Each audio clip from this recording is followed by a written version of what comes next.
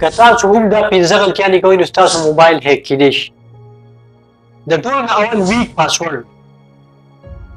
که ستا د فیسبوک اکاونټ، ستا د جیمیل او ستا د وائی فای پاسورډ ویک وي، سمپل پاسورډ وي، نو ستا فیسبوک اکاونټ، جیمیل اکاونټ او وائی فای هیک کیدی شي.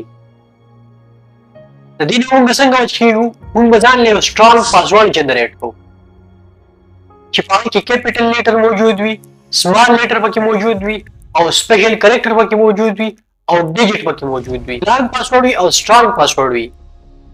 نو بیا زموږ د فیسبوک اکاونټ، زموږ د جیمیل اکاونټ او زموږ وائی فای هېڅوک هم نشي هیک کولی. چې ستا په موبایل کې څومره ایپ وي، په کمپیوټر کې سافټویر وي، هغه ته نه اپډیټ کړې. هغې اپډیټ کول ته اګنور کړې. موبایل سیکیورټي او د لیپټاپ سیکیورټي ویک کېږي. نو ستا موبایل ته د هیکینګ چانس او ستا کمپیوټر ته د هیکینګ چانس سیوا وي. نو ستا موبایل کې چې څومره هم ایپ دي او په کمپیوټر لیپټاپ کې سافټویر دي، هغه به ته اپډیټ کړې. خپل موبایل به اپډیټ کړې، څومره ایپ دي هغه به اپډیټ کړې، خپل لیپټاپ به اپډیټ کړې، څومره سافټویر دي هغه به اپډیټ کړې.